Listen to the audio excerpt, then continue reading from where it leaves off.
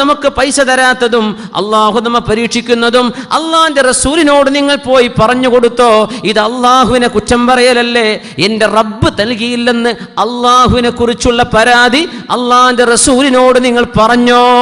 ഇത് ചോദിക്കുന്ന പെൺകുട്ടികൾ, ഇത് ചോദിക്കുന്ന ഉമ്മമാർ, ഇത് പഠിപ്പിച്ചു കൊടുക്കുന്ന പെണ്ണുങ്ങൾ, അവരാ നമുക്ക് സമൂഹത്തിന് ആവശ്യം. അല്ലാതെ ഓരോന്നിനും വേണം വസ്ത്രം, എല്ലാത്തിനും ഓരോ ഉടുപ്പിന് യോജിച്ച ഡ്രസ്സ്, അതിലേക്ക് വേണ്ട ചെരുപ്പ്, അതിലേക്ക് വേണ്ട ആക്സസറീസ്. എന്ത് ധൂർത്തുകളാണ് ചെയ്തുകൊണ്ടിരിക്കുന്നത്! പട്ടിണി പാവങ്ങൾ ജീവിക്കുന്ന ലോകത്താണ് അള്ളാഹുവിൻ്റെ ഈ നിഅമത്തുകൾ അനുസരിച്ച് നമ്മൾ ജീവിക്കുന്നത്. അള്ളാഹു തരാത്തത് അള്ളാഹിന്റെ റസൂലിനോട് നിങ്ങൾ പരാതി പറഞ്ഞോ? ഇതെനിക്ക് ഇഷ്ടമായില്ല കേട്ടോ, പറയാൻ പാടില്ലായിരുന്നു. എന്ത് നിങ്ങൾ പറഞ്ഞു? അള്ളാഹുവിനെ പറ്റിയുള്ള പരാതിയല്ലേ ആ പറഞ്ഞത്? ഇങ്ങനെ ചിന്തിക്കുന്ന സഹാബിയത്ത്. ولو أن أهل القرى آمنوا واتقوا لفتحنا عليهم بركات من السماء والأرض. ഇങ്ങനെ ചിന്തിക്കുന്ന ഒരു നാട്ടുകാർക്ക്, ഇങ്ങനെ ചിന്തിക്കുന്ന വീട്ടുകാർക്ക് ആകാശലോകങ്ങളുടെ റഹ്മത്തിന്റെ കവാടങ്ങൾ അല്ലാഹു തുറന്നു കൊടുക്കും. പരിശുദ്ധ റസൂലുള്ളാഹി സ്വല്ലല്ലാഹു അലൈഹി വസല്ലം പറയാം. നമ്മുടെ വസ്ത്രത്തിൻ്റെയും കാര്യങ്ങൾ ആലോചിച്ച് നോക്കി. ഹബീബായ സ്വല്ലല്ലാഹു അലൈഹി വസല്ലമ തങ്ങൾ മുഅ്മിനീങ്ങളായ ആളുകളുടെ ശരീരങ്ങൾ തമ്മിൽ അള്ളാഹുവിനെ മുൻനിർത്തി ജീവിതത്തിലേക്ക് കടക്കുന്ന ആളുകൾ തമ്മിൽ ഉണ്ടാകേണ്ട ഏറ്റവും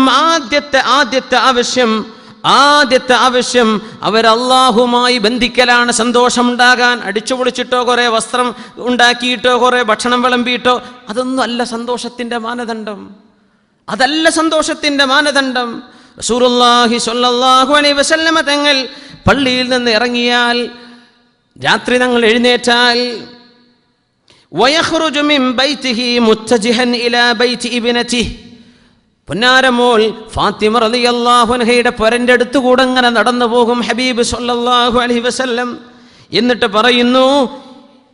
പറയുന്നു യാ അലിയു യാ ഫാത്തിമ അലാ തുസല്ലൂന റകഅതൈനി ഖബ്ലൽ ഫജ്ർ.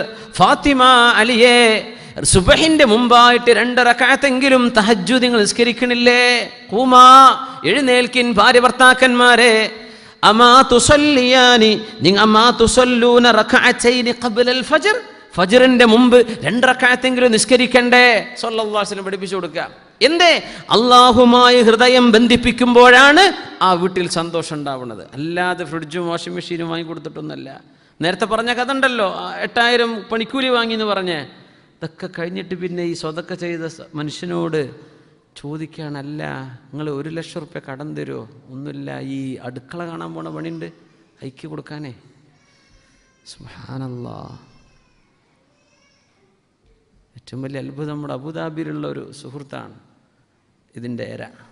അവർക്ക് ചെയ്ത നന്മക്ക് അള്ളാഹു കൂലി കൊടുക്കും, അള്ളാഹു ഇത് സ്വീകരിക്കുമാറാകട്ടെ. പക്ഷേ ഇത് സ്വീകരിക്കുന്ന ആളുകളുടെ മനോഗതി നോക്കണം. മൻഅംവഹാത്തിന് കിട്ടുന്നത് പോന്നോട്ടെ. സുബ്ഹാനല്ലാഹ്. 1 ലക്ഷം റുപ്യ എന്തിന്? അടുക്കള കാണാൻ. അങ്ങനത്തെ വല്ല പണിയും നടന്നിട്ടുണ്ടോ ഇസ്ലാമിൻ്റെ ചരിത്രത്തിൽ? ഇല്ലയെന്ന്. ഏതെങ്കിലും ഗൾഫുകാർ തുടങ്ങി വെക്കും, പിന്നെ അങ്ങ് ബാക്കിയുള്ളവരൊക്കെ ഇത്തിബാ ചെയ്തിട്ടില്ലെങ്കിൽ പിന്നെ കഴിഞ്ഞില്ലേ, മോശമല്ലേ? അങ്ങനെ തുടങ്ങുകയാണ്. ചെലവോട് ചെലവ്. ഈ ചെലവ് മാത്രമല്ല, ഇതൊക്കെ നമ്മൾ എന്താ കാണിക്കുന്നത്? ബാധ്യതകളാണ്. എൽജിൻ്റെ ഫ്രിഡ്ജ് കൊണ്ടുവന്നു, ഇനി അടുത്ത് കൊടുക്കുമ്പോൾ ഹിറ്റാച്ചിൻ്റെ തന്നെ കൊടുത്തേക്കണോ? ഒരു പടി മുമ്പോട്ട് പോകണ്ടേ അല്ലേ? കുറേക്ക് പകരം ജപ്പാനെങ്കിലും കൊടുക്കണ്ടേ? ഇനി അതിന് പകരമല്ല. സുബ്ഹാനല്ലാഹ്. കടമാണ്, കടബാധ്യതകൾ. കുഞ്ഞ് പ്രസവിച്ചാൽ പിന്നെ ബാധ്യത. കല്യാണം, നമ്മൾ വിചാരിക്കും കല്യാണം കഴിഞ്ഞാൽ പിന്നെ ചിലവൊക്കെ തീർന്നു. കല്യാണം കഴിഞ്ഞാൽ പിന്നെ ചിലവ് തുടങ്ങണത്. അതിന് ഒരു പിരിവും കിട്ടൂല.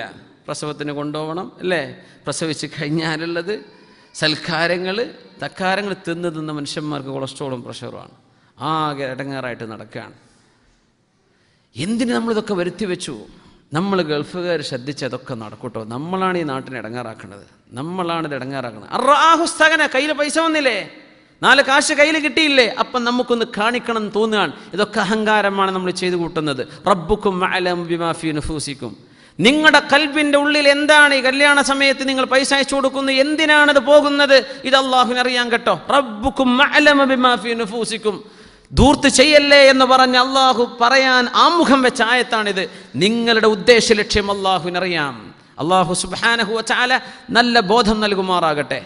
വീട്ടിൽ ഒരു സൗകര്യങ്ങളില്ലെങ്കിൽ പോലും അവിടെ സന്തോഷമുണ്ട്.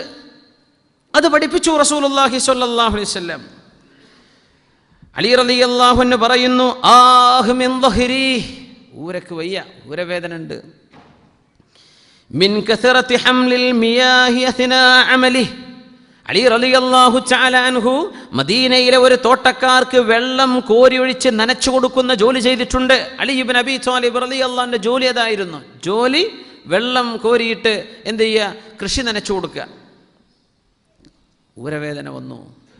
ആഹ്മിന്ന് കഴിയില്ലല്ലോ, ഫാത്തിമ ഇനി ജോലി എടുക്കാൻ വയ്യല്ലോ. ഫാത്തിമ റളിയല്ലാഹു അൻഹ പറയുന്നു, ആഹ്മിൻ യദീ, എൻ്റെ കൈ കൊണ്ടും മിനത്ത് തുഹീനി വൽ അജീൻ, ഗ്രൈൻഡറിൻ്റെ കല്ലെടുത്ത് ഇങ്ങനെ ചുറ്റിയിട്ട് കൈകളൊക്കെ മുറിവ് വന്നിട്ട് വ്രണങ്ങൾ നിറഞ്ഞിരിക്കാൻ, എൻ്റെ കൈ കൊണ്ട് ഇനി അധ്വാനിക്കാൻ വയ്യല്ലോ. കല്യാണം കഴിഞ്ഞ് അന്ന് അലി റളിയല്ലാഹു അൻഹു ഫാത്തിമ ബിൻതു സഅദ്, അലി തങ്ങളുടെ ഉമ്മയോട് പറഞ്ഞു റളിയല്ലാഹു അൻഹ, അവരോട് പറഞ്ഞു, ഉമ്മ, വെള്ളം കൊണ്ടുവരേണ്ട കാര്യം, വെള്ളം വീട്ടിലേക്ക് എത്തിക്കേണ്ട കാര്യം അത് ഉമ്മ ചെയ്യുക. ഭക്ഷണ സംബന്ധമായത് പൊടിക്കേണ്ടതും ഉണക്കേണ്ടതും പരത്തേണ്ടതും ചുടേണ്ടതും ഇതൊക്കെ ഫാത്തിമ ചെയ്തോളും വീട്ടിൽ, അത് ഉമ്മാക്ക് പ്രയാസമുള്ളതാണ്. പക്ഷെ വെള്ളം ഉമ്മ എത്തിച്ചു കൊടുക്കുക, ഞാൻ അധ്വാനിക്കാനും പോകാം. ആര് പറയാ? അലി റളിയല്ലാഹു അൻഹു. എന്തായി പറഞ്ഞതിനർത്ഥം എന്നറിയോ? ഒരു പെൺകുട്ടി പുരയിലേക്ക് വന്ന അമ്മായിമാക്ക് പിന്നെ ഇല്ലാത്ത അസുഖമല്ല, കാലുകൊണ്ട് വയ്യ, ഊരക്ക് വയ്യ. ഈ പുതിയ പുരയിന്ന് പോയൊരു കുഴപ്പമില്ല, കണ്ണൂർക്കാർക്കത് മനസ്സിലാവില്ല അല്ലേ? പക്ഷെ പെണ്ണ് താമസിക്കേണ്ട ഭർത്താവിൻ്റെ പുറക്കാണ്. ഹദീസ് അങ്ങനെയാണ്. അല്ലാഹുവിൻ്റെ റസൂല് അറണ്ടാക്കി കൊടുത്ത് ഫാത്തിമ ബീവി പുരക്ക് താമസിപ്പിച്ചോ? ഇല്ലല്ല, അവര് വേറെ പുരക്കാണ് താമസിച്ചത്.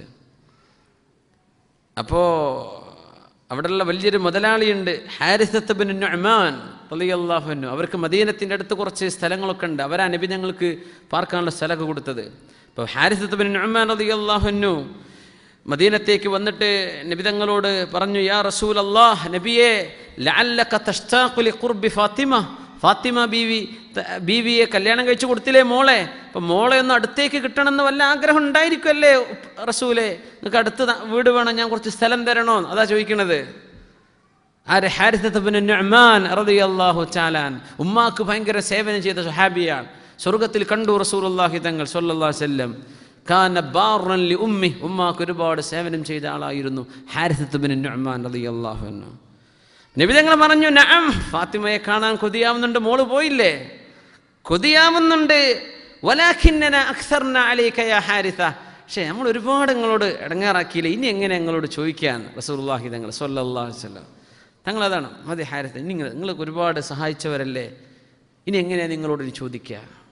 നബിയേ, യാ റസൂലല്ലാഹ്, മാ തഅഖുദുഹു മിന്നി അഹബ്ബു ഇലയ്യ മിമ്മാ തത്റകുഹു ലി, നിങ്ങൾ എടുക്കുന്നതാണ് നബിയെ എനിക്കിഷ്ടം, എനിക്ക് വേണ്ടാന്ന് പറഞ്ഞ് അതല്ല, നിങ്ങൾ എടുക്കുന്നതാണ് എനിക്കിഷ്ടം നബിയെ, അതുകൊണ്ട് അങ്ങേക്ക് ഞാൻ സ്ഥലം തരാം.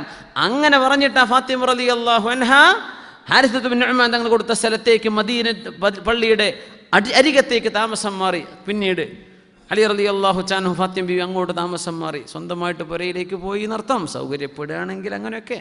ഒരു നാടിൻ്റെ മൊത്തം സിസ്റ്റം ഒരു ഒറ്റ വേളോണ്ട് നന്നായി കിട്ടുമോ? അങ്ങനെയൊന്നുമില്ല. പക്ഷെ നമ്മളിങ്ങനെ മെല്ലെ മെല്ലെ ആലോചിച്ച് നോക്കുക. കുറേ ആൾക്കാരൊക്കെ അങ്ങനെ ചെയ്തു തുടങ്ങിയിട്ടുണ്ട്.